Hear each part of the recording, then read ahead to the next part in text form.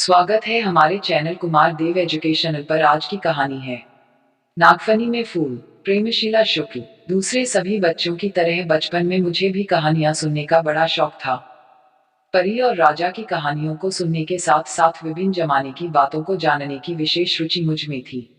जब मैं अपनी दादी से तरह तरह की कहानियां सुनती होती तो अक्सर यह भी मानकर बैठती, दादी आपके जमाने में लोग कैसे रहते थे? क्या आज जैसी सुख सुविधा उन दिनों भी थी? दादी बड़े दुलार से झिड़कती सी बोलती, दूध पगली, आज जैसी सुख सुविधा हमारे जमाने में कहाँ थी। अनाज पिसाने के लिए भी दूसरे गांव जाना होता था या फिर औरतें चक्की में अनाज पीसा करती थी। तब गीत गवनाई खूब होती थी। गीत गाते जाओ, चक्की चलाते जाओ। हमारे जमाने की अजूबा चीज थी रेल। मैं जब बैठती, रेल की छुक छुक के साथ मेरा दिल धुक धुक करने लगता।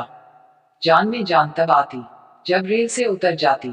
मैं देखती अपने जमाने की बात करते हुए दादी के चेहरे पर हर्ष, विषाद, कुतूहल, विस्मय के अनेक रंग आते जाते रहते। जब मैं माँ से यह सवाल करती तो माँ भारत की आजादी की लड़ाई के अनेक किस्से सुनाती थी। वी उनके जमाने का चमत्कार था।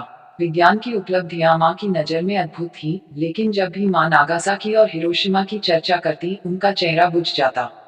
माँ बुद्धि और विवेक से निष्कर्ष देते हुए कहती, कुछ भी हो, अपनी सारी उपलब्धियों के बाद भी विज्ञान भगवान नहीं हो सकता। यह प्राण ले सकता है, दे नहीं सकता। अपने निष्कर्ष से माँ संतुष्ट रहती। उनकी आंखों में ईश्वर का प्रति श्रद्धा भक्ति की चमक थोड़ी और तेज हो जाती। आज जब मैं अपने जमाने की ओर नजर डालती हूँ तो पाती हूँ कि विज्ञान आदमी के जीवन को बाहरी तौर पर प्रभावित कर ही रहा है, अब उसका असर जीवन की भीतरी तहों पर भी पड़ने लगा है। वह मानवीय भावनाओं और संबंधों के तंतुओं को बनाने बिगाड़ने लगा है। इस निष्कर्ष को जानने के लिए कुछ अन्य लोगों की दुनिया में प्रवेश किया जाए। यह रमा और रमेश की दुनिया है। रमा के वे सुख का दिन थे। वह एक सुंदर सुशिक्षित औरत थी। उसने मनोविज्ञान से M.A. किया था। उसका विवाह एक संपन्न प्रतिष्ठित परिवार में हुआ था। रमा की गृहस्थी में सारी आधुनिक सुख सुविधाओं के साथ छोड़ प्यार करने वाला पति था और गोद में प्यारा सा लाडला बेटा। ऐसे पति और पुत्र के बाद उसे और क्या चाहिए? रमा में कभी भी इस सुख के आगे अपनी पहचान की कोई इच्छा नहीं जागी। यहाँ तक कि उसने अपने माता पिता के दिए नाम अर्चना की जगह स्वयं अपना नाम रमेश की तर्ज पर रमा रख लिया। पति उसके सर्वस्व थे, रमा के ईश रमेश। वह ऊंगे मन से सुबह उठती, सजती संवरती। सारा दिन पति और पुत्र की देखभाल की जुगाड़ और व्यवस्था में बीत जाता। दिनचर्या तनिक भी उबाऊ और बोझिल नहीं लगती। उन दिनों रमा को लगता जैसे सारी प्रकृति उसके अनुकूल है। ग्रह नक्षत्र हीरे मोती बिखेरते जा रहे हैं, रमा उन सबको अपने आंचल में भरती जा रही है। एक दिन सहसा जैसे सबकी गति उल्टी हो गई। प्रलय आ गया। कुछ थमता ठहरता, तब तक रमा के सारे सुख उससे दूर जा चुके थे। रमा ने अपने आसपास देखा, स्वयं को देखा और पाया कि उसके समेत उसके आसपास का सब कुछ बदल गया है। ऐसा एक रविवार को हुआ। हाँ, उस दिन रविवार था, छुट्टी का दिन। किसी तरह की कोई जल्दी नहीं थी। समय भी जैसे थोड़ा अलसाया हो। उतरते नवंबर की धूप चढ़ने को थी। हवा में थोड़ी सी ठंडक आ गई थी। रमा लॉन में पति के साथ इस सुहाने समय का आनंद लेते हुए चाय पी रही थी। तभी होका आया और अखबार दे गया। रमा ने आदतन रविवारी अपने लिए रखा और बाकी पृष्ठ पति को दे दिए। पति राष्ट्रीय अंतर्राष्ट्रीय खबरों को पढ़ रहे थे।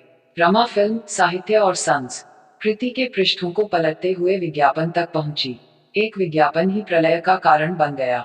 विज्ञापन में मुंबई के एक दंपति ने किराए की कोख के लिए निवेदन किया था, साथ ही स्पष्ट किया था कि वे पति पत्नी संतान न पैदा करने के लिए मेडिकली पूरी तरह फिट हैं। उनकी समस्या यह है कि स्त्री की कोख भ्रूण के विकास के लिए उपयुक्त नहीं है। भ्रूण विकास के आवश्यक उपादान स्त्री की कोख दे नहीं पा रही है। अतः संतान पाने की दंपति की इच्छा पूरी नहीं हो पा रही है। विज्ञापन पढ़कर रमा के मन में करुणा जागी। वह सोचने लगी, नियति कैसे कैसे खेल खेलती है। सृजन की क्षमता तो दी, लेकिन भरण पोषण की क्षमता से हीन कर दिया। अधूरी क्षमता का क्या मोल? इससे तो अच्छा था तनिक भी क्षमता न दी होती। उसे अपने लाडले का ध्यान आया। उसका मन गर्व से भर गया। उसमें मातृत्व सुख प्राप्त करने की पूरी क्षमता है। एक पुलक और संतोष भरी सांस के साथ सने अखबार पलटकर रख दिया। तभी सहसा उसके मन में विचार आया कि वह इस मामले में कुछ मदद कर सकती है क्या। उसने अखबार फिर से उठाया और अक्षर अक्षर को ध्यान से पढ़ा। एक बार, कई बार, उसने सोचा मदद की जानी चाहिए तो वह स्वयं को प्रस्तुत करे। यह प्रस्ताव भी लगे हाथ मन में उगाया। पति अपने हिस्से की खबरों में मग्न थे। रमा ने अखबार सामने की टेबल पर रखकर पति को देखा। पति को देखने के बाद उसने अगल बगल देखा। सब कुछ अपनी जगह पर यथावत दिखा, लेकिन उसके मन में एक नई बात आ चुकी थी और उस बात के पीछे अनेक बातें थी, प्रश्न थे, प्रतिप्रश्न थे। क्या पति करने देंगे? स्वयं मेरे लिए ऐसा करना क्या उचित होगा? मन प्रश्नों का उत्तर प्रश्नों से देने लगा। क्यों नहीं? मन ने धर्म और नीति की व्याख्या शुरू कर दी। शास्त्र तो कहता है कि परोपकार से बड़ा कोई धर्म नहीं है, तो यह भी परोपकार ही है। यदि हाथ और पैर से परोपकार करते हैं तो इस रूप में क्यों नहीं? उसका अपना स्वार्थ तो कुछ भी नहीं है। विज्ञापन में 10 लाख रुपए देने की बात कही गई है, लेकिन उसे रुपये का लोभ नहीं है। वह तो निसंतान दंपति को संतान सुख पाने में मदद करना चाहती है। रमा ने फिर पति को देखा। वे अब भी रमा से बेखबर दूसरे समाचारों में उलझे थे। रमा ने पति से कुछ भी नहीं कहा। कई दिनों तक स्वयं प्रश्नों से घिरती रही, उत्तर ढूंढती रही, उचित अनुचित पर विचार करती रही। घर के कामकाज निपटाती रमा ने कोशिश की कि पति उसके भीतर उठते तूफान से अनजान ही रहे। कई दिन इसी तरह बीत गए, लेकिन प्रेमी जीव पति भांप गए कि कहीं कुछ गड़बड़ है। वे समझ गए कि रमा का वह खुलापन खोता जा रहा है जिसके वे कायल थे। एक रात उन्होंने ही बात छेड़ी। देखता हूँ आंखें झुकी झुकी रहती हैं, मेरे खिलाफ कोई षड्यंत्र चल रहा है क्या? वाक्य पूरा करते करते पति थोड़े और करीब आए। रमा को कोई जवाब नहीं सूझा। कोई और दिन होता तो शरारत भरा जवाब तुरंत उसके होंठों पर आ गया होता, लेकिन आज वह चुप रही। पति ने फिर कोंचा, बात क्या है? चलो, मुंह से नहीं बोलना है तो दूसरे तरीके से ही बोलो। रमा को लगा रात की काली चाँद रब भारी होती जा रही है। उसने मन को कड़ा किया और उठकर बल्ब जला दिया। बिस्तर से नीचे उतरकर वह अलमारी से अखबार का वह पन्ना उठा लाई जिसमें विज्ञापन निकला था। पति के सामने विज्ञापन रखते हुए वह चुप बनी रही। पति अखबार परे सरकाते हुए बोले, खबरें सुबह की चीज होती है, रात की नहीं। तुम्हें हुआ क्या है? पति कुछ समझ नहीं पा रहे थे। अब की रमा ने स्पष्ट शब्दों में कहा, मैं इस विज्ञापन के लिए स्वयं को प्रस्तुत करना चाहती हूँ। एक सांस में रमा ने अपना वाक्य पूरा किया। क्या?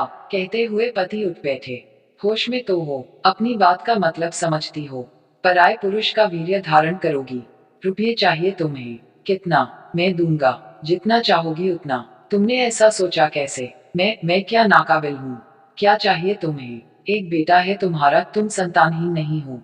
पति बिना रुके पूछ रहे थे। उनकी सांसें तेज हो गई थी, चेहरा लाल और आवाज भारी। उथल पुथल रमा के भीतर भी थी, पर मौन का कवच उसकी रक्षा कर रहा था। उसने स्वयं को संभाला और दूसरे कमरे में चली गई। रमेश ने बल्ब बंद किया। अंधेरे में जलते भुनते सोने की कोशिश करते रहे। नींद को न आना था, न आई। रमेश भी उसी कमरे में पहुंच गए। मन के विषाद और रोष शब्दों में उतारने लगे। क्या करने जा रही हो तुम? ये बात तुम्हारे मन में आई कैसे? क्यों सोचा तुमने ऐसा? मैं नहीं सह सकूंगा रमा, असंभव है, असंभव। तुम ऐसा कैसे कर सकती हो? रमेश पत्नी की मनोहार में तार तार हो रहे थे। रमा अपने निर्णय को किसी भी तरह बदलने को राजी नहीं थी। अब घर साए साए करने लगा। लाडले की तोतली बोली घर को गुलजार करने की कोशिश करती, लेकिन बात बनती नहीं। उस दिन रमेश ड्रॉर में कोई कागज तलाश रहे थे। उनका कागज तो नहीं मिला। उन्हें विज्ञापन के जवाब में भेजे गए स्पीड पोस्ट की रसीद मिल गई। पता देखकर उनकी चुप्पी चिड़घाड़ बन गई। नहीं माई, तुम अपने मन की करने चली हो तो करो, लेकिन मैं यह सब बर्दाश्त नहीं कर सकता। अलग रहना होगा तुम्हें। मैं तुम्हें तलाक दे दूंगा। रमेश के तन मन में जैसे आग लग गई हो। उसी आग में जलते हुए वे जोर जोर से चिल्ला रहे थे। रमा उनकी मनस्थिति समझ रही थी, लेकिन उसे अपने निर्णय में कोई गलती दिखाई नहीं दे रही थी। अगर वह किसी निसंतान दंपति को संतान सुख देने का माध्यम बन सकती है तो हर्ज ही क्या है? रमा ने कुछ भी जवाब नहीं दिया।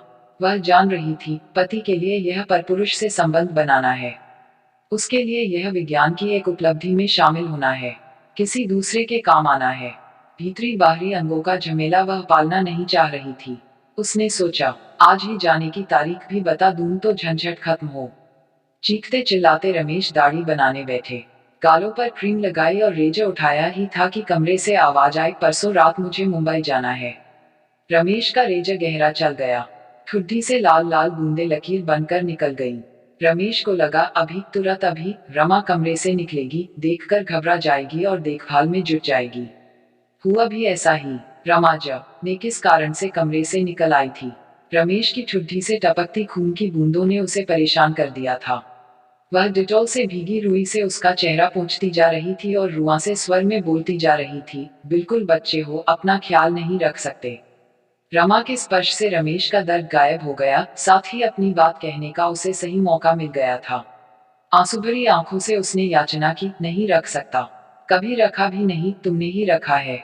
आज तक संभाला है तुमने ही। अब छोड़कर क्यों जा रही हो? मत जाओ रमा, मत जाओ। रमा थोड़ा पसीजी और चुहल भरे अंदाज में माहौल को हल्का करने के लिए बोली, वापस तुम्हारे पास ही आऊंगी। रमेश का दुख गायब हो गया और रोष भड़क उठा, असंभव। पर पुरुष से जुड़ने जा रही हो तुम, यह पाप है। रमेश उसे कंधे से झकझोरते हुए बोला, पाप कैसा? व्यभिचार कर रही हूँ या चोरी कर रही हूँ? तुमसे बताकर एक दुखी दंपति की मदद कर रही हूँ। रमा का जवाब था, तो धर्म कर रही हो तुम। रमेश की आवाज गले में अटकती जा रही थी। रमा ने कोई जवाब नहीं दिया। मौन की चादर फिर से घर पर तन गई। इसे रमेश ने ही हटाया, रमा के सामने तलाक के कागजात रखकर। रमेश ने वकील से मिलकर सारी औपचारिकता पूरी कर ली थी। अपने हस्ताक्षर कर दिए थे, सिर्फ रमा के हस्ताक्षर बाकी थे। रमेश ने लाडले को अपने साथ रखना चाहा था। रमा के मन में टीस सी उठी। उसे इसका अंदेशा था। अपने निर्णय से वह पलटना नहीं चाहती थी। अतः रमेश की बातों को मानते हुए उसने हस्ताक्षर कर दिए। अंततः मुंबई जाने का समय भी आ गया। जब रमा घर से निकल रही थी, लाडला गहरी नींद में था। रमेश नींद का बहाना करने की कोशिश में थे। रमा ने भरी नजरों से दोनों को देखा और भारी कदमों से बाहर निकल पड़ी। रमेश उसे बाहर छोड़ने नहीं आए, लेकिन रमा को अपनी पीठ पर उनकी निगाहों का स्पर्श लॉन पार करते समय महसूस होता रहा। शादी का बाद अकेले यात्रा करने का यह रमा का पहला अवसर था। जहां भी गई, जब भी गई, पति उसके साथ थे। मुंबई महानगरी की ओर भागती ट्रेन की गति के साथ उसका मन तालमेल नहीं बैठा पा रहा था। रात के अंधेरे में यदा कदा बजती सीटी उसे चाबुक की तरह लग रही थी। उसकी चोट से वह तिलमिला उठती और अपने किए के औचित्य पर विचार करने लगती। फिर भी उसे लग रहा था कि इसमें गलत जैसा कुछ भी नहीं है। नींद में कभी कभी लाडले के फड़कते होंठ उसे याद आ रहे थे। नींद से बोझिल अल्हड़ पति की छाती उसे याद आ रही थी। फिर भी इन यादों से बड़ा उसे वह काम लग रहा था जिसके लिए वह जा रही थी। मुंबई स्टेशन पर सुंदरम दंपति ने उसका स्वागत किया। यहाँ की सारी व्यवस्था इन लोगों ने पूरी कर ली थी। दूसरे दिन उसे यशोदा फर्टिलिटी सेंटर ले जाया गया। मिसेज सुंदरम और रमा दोनों को अस्पताल में भर्ती किया गया। 2 दिन तो शारीरिक जांच में बीत गए। तीसरे दिन रमा को ऑपरेशन थिएटर में लाया गया। उसे एक इंजेक्शन दिया गया। औजारों की खटपट उसके कानों तक पहुंच रही थी। सफेद एप्रन पहने कुछ लोग उसके आसपास आ जा रहे थे। इससे ज्यादा उसे कुछ याद नहीं।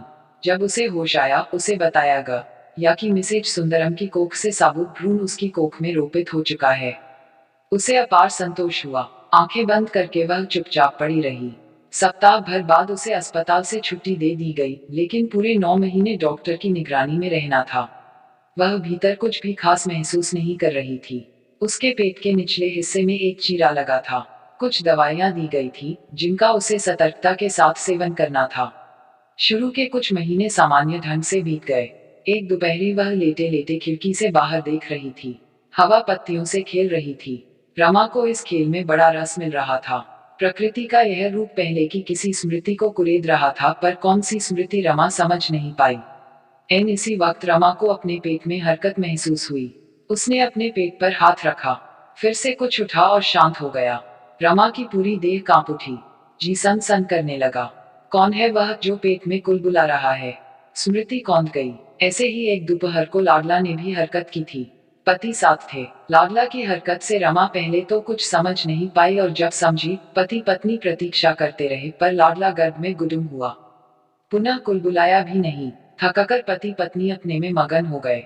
थोड़ी देर बाद पति ने रमा के पेट पर हाथ रखकर कहा, देखूं सपूत सो रहा है या जगा है। संयोग की बात, तुरंत हाथ के नीचे मुट्ठी पर गोला उठा। पति ठठाक हंस पड़े। रमा ठिठक गई। दोनों के अनुभव भिन्न थे, पर भाव एक। उस सुख को रमा किन शब्दों में बांधे? कोई तो ऐसा शब्द नहीं जो दोनों के सम्मिलित सुख का वाचक हो। और वह रात जब रमा ने लाडला को धारण किया था। अलग थी वह रात और उस रात का सुख। चांद आकाश के बीचों बीच था। रात चांदनी से तरबतर थी। सब कुछ शांत और स्निग्ध। ऐसे में दो प्राणी एक अनुभव से बंधे हुए थे। कुछ पराग कण झरे। बेसुध रमा को जब तन की सुधाई, मन ने जान लिया फल की प्राप्ति होगी। रमा इस गुलगुलाहट को किस स्मृति से जोड़े। इसके साथ तो कोई स्मृति नहीं, सुख का कोई बोध नहीं। पराये बोध को यंत्र के द्वारा उसने धारण कर लिया है, गोया वह भी एक यंत्र हो। रमा बेचैन हो उठी। एक चेतन पंचभूत शरीर उसके भीतर पल रहा था। क्या करे वह उसका। परेशानी नए सिरे से सिर उठा रही थी। मुक्त हो जाए वह इससे। लेकिन यह उसका अनचाहा तो नहीं है। सोच समझकर उसने यह निर्णय लिया है। लेकिन वह करे क्या। कोई भावनात्मक रिश्ता वह उससे जोड़ नहीं पा रही है। अनेक किंतु परंतु उसने सामने आने लगे। आखिर बोझ बनाकर इसे वह कैसे ढो सकती है। किसी तरह स्वयं को समझाकर, उलझनों को छोड़कर उसने स्वयं को अपने निर्णय पर कायम किया। समय पूरा होने पर डॉक्टर की राय से ऑपरेशन किया गया। होश आने पर रमा ने देखा, स्वस्थ सुंदर बच्चा उसके बिस्तर के बगल में पालने में लिटाया गया है। उसके पूरी नजर से बच्चे को देखा और लंबी सांस खींची। सीने पर रखी हाथ की चिपचिपाहट ने उसका ध्यान दूसरी ओर खींचा। उसके सीने में बच्चे का जीवन रक्षक पीला तरह पदार्थ उतर रहा था। नस से मांगकर रमा ने बच्चे को गोद में लिया और आंचल में ढंक लिया। वह बच्चे को जितना अपने करीब ला रही थी, उसका मन उतना ही लाडला के लिए तड़प रहा था। स्वस्थ होते ही रमा ने अनुबंध में पाए 10 लाख रुपए अनाथ आश्रम को दान दिए और घर वापस लौटने की तैयारी करने लगी। रमा और रमेश की दुनिया से गुजरते हुए क्या यह महसूस नहीं हो रहा है कि इस जमाने में संबंधों की कोमल सतह पर कुछ नागफनी, कुछ प्रोटन निकलने लगे हैं। लेकिन इन्हीं के बीच खुशबू समेटे कोई फूल भी है। रमा इस फूल की खुशबू से परिचित है, इसकी कीमत पहचानती है।